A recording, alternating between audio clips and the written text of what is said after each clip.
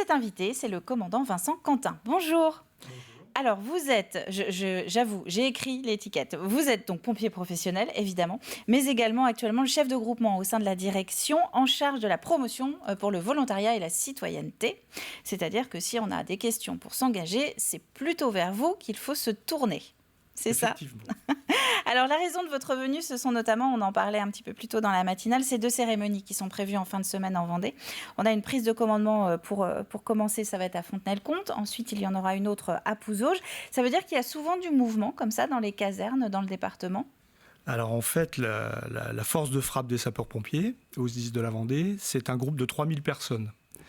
Donc effectivement, il y a un taux de rotation qui est tout à fait normal et légitime, et on a à peu près 10% de départs par an, ce qui nécessite de renouveler nos effectifs et de recruter.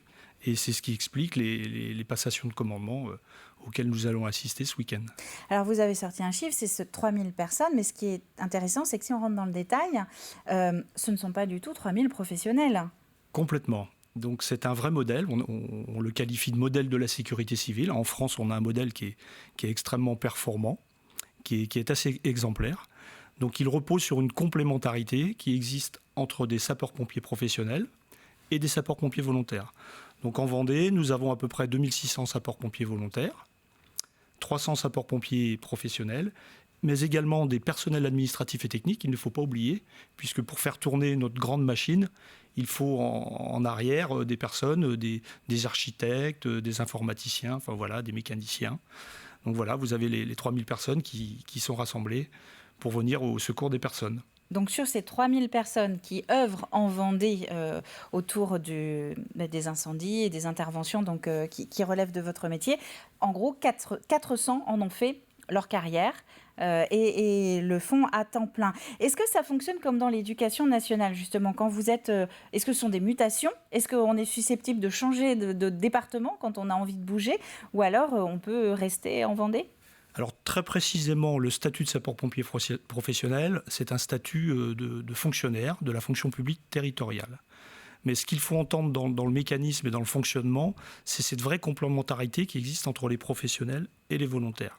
Alors ça s'explique, il y a quelques raisons. La première, vous comprenez que sur des villes d'une dimension assez importante, la sollicitation va évidemment être quotidienne et très régulière, et ça nécessite d'avoir du personnel permanent. C'est une des premières raisons qui justifie la présence de pompiers professionnels. Il y a également d'autres raisons, des raisons de qualification. Nous avons des spécialités opérationnelles, pour exemple le feu de forêt ou la plongée.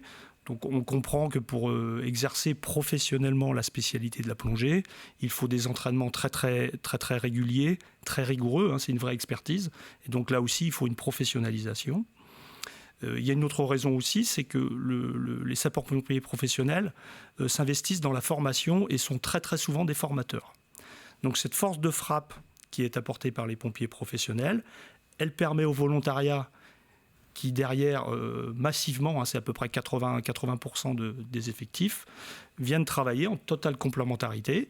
On a des niveaux de formation et d'expertise tout à fait équivalents, mais en plus, le sapeur-pompier professionnel, lui, doit être moteur dans le système. Et quand vous voulez bouger, alors d'une caserne à l'autre, ça se passe comment? Alors, c'est le principe des mutations. On a la chance dans une carrière de sapeur-pompier d'embrasser à 360 degrés des spécialités, des possibilités de carrière, des possibilités de prise de responsabilité, et puis de nourrir son engagement. On a coutume de dire qu'on s'engage chez les sapeurs-pompiers, que ce soit sapeurs-pompiers volontaires ou pompiers professionnels, en fait ça vient un petit peu du cœur. Donc les raisons de cet engagement... elles se traduisent à travers quelques motivations. On les connaît bien, ce sont les motivations de l'engagement du milieu associatif, à savoir aller aider les autres. C'est une des premières motivations. Ça peut être aussi rentrer dans un groupe, appartenir à un collectif. Ça, c'est quelque chose aussi qui est très attractif. Ça peut être aussi donner une dimension, donner une intensité un petit peu à sa vie. Je peux vous dire, et je peux dire aux téléspectateurs que si vous voulez donner un petit peu d'intensité dans votre vie, rejoignez-vous, il y a de quoi faire chez les sapeurs-pompiers. Et il y a une autre motivation qui apparaît moins souvent, mais qui est extrêmement intéressante aussi, c'est parfois pour exercer quelques responsabilités, et donner un sens à sa vie. Donc vous avez une combinaison de ces 4 motivations qui font qu'on peut s'engager comme pompier volontaire ou comme pompier professionnel. Et alors, vous parliez de l'évolution. Je crois que, alors, vous ne vouliez pas trop en parler, mais quand même, on va prendre votre exemple. Vous avez commencé en tant que volontaire. Oui, alors mon exemple, ma singularité est particulière, mais en fait c'est un parcours tout à fait classique qui répond à la quasi-majorité de mes collègues. On démarre très très souvent par un parcours de pompier volontaire, ce qui nous permet de mettre le pied à l'étrier, de comprendre un petit peu quel est le système, puis aussi de vérifier si en fait on est en adéquation avec cet exercice, qui a certes des avantages, mais qui a aussi quelques contraintes. Et donc, il faut les comprendre et voir si on est fait pour ça. Et ensuite, on peut devenir sapeur-pompier professionnel. Donc, ça se fait via des concours de différents niveaux. Le premier concours pour rentrer dans le rang, c'est celui que j'ai fait il y a déjà quelques années. C'est un concours qui est du niveau du brevet des collèges. D'ailleurs, aujourd'hui, j'ai une petite pensée pour des collègues qui sont en train de le passer ce jour même. Aujourd'hui. Ah bah alors voilà, c'est l'occasion de penser à vous, donc à de futurs pompiers qu'on va voir qu'on voit déjà sur le terrain, mais qu'on pourrait voir de manière pérenne, c'est ça? Voilà, complètement.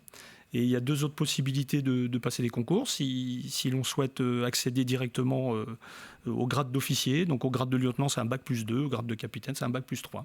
Voilà. Alors, on va juste, sur le temps qui reste, quand même revenir sur cette toute première porte d'entrée. Il faut oser quand même faire la démarche de venir vous voir, parce que c'est un vrai engagement, vous l'avez expliqué. Quels sont les critères déjà? Comment on peut savoir si on peut se reconnaître dans le profil pour venir vous voir? Écoutez, le profil, moi je crois qu'il faut désacraliser l'image iconique du sapeur-pompier. Il y a vraiment de la place pour beaucoup de personnes et beaucoup de profils. Déjà, d'un point de vue physique, on ne demande pas des champions olympiques ou des sportifs de haut niveau. Il faut être en bonne condition. Il faut être en bonne condition physique. Effectivement, il faut admettre que le travail de sapeur-pompier a une composante physique. Ensuite, moi je crois beaucoup à ce que j'évoquais tout à l'heure, c'est à l'engagement. Il faut vraiment avoir une motivation profonde. Et ensuite, avoir de la disponibilité. Alors en termes de recrutement, aujourd'hui en Vendée, on a quantitativement des effectifs qui sont plutôt sains. On a même une légère croissance dans nos recrutements. Mais nous recherchons surtout des personnes qui sont disponibles en journée et en semaine. Voilà. Ah oui, donc ce n'est pas forcément en plus sur des permes de nuit ou de week-end. Exactement. D'accord. Nous avons plutôt une ressource satisfaisante toutes les nuits et les week-ends, et nous recherchons actuellement plus spécifiquement des personnes qui sont disponibles en journée et en semaine. Est-ce qu'il y a un âge limite ? Alors réglementairement, c'est de 16 à 65 ans. En Vendée, on préfère ouvrir les portes à partir de 18 ans. Il faut que le candidat soit majeur. Être majeur. Et jusqu'à une carrière bien avancée. Jusqu'à une carrière déjà, de senior et où l'expérience est un vrai atout. Ah, c'est noté et ça fait du bien de l'entendre. Commandant Vincent Quentin, merci beaucoup d'être venu. Bon, merci. Donc je rappelle que vous êtes chef de groupement au sein de cette direction pour la promotion du volontariat justement et de la citoyenneté. Merci de vous être déplacé. Je vous remercie.